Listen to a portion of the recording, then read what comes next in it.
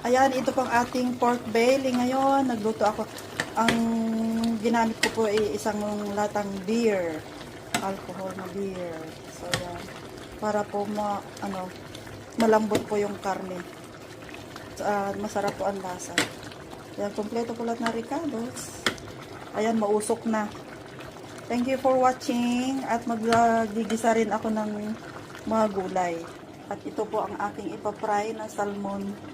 Yung dilis, nilagyan ko na rin ng mga ricado. Pa-fried ko siya.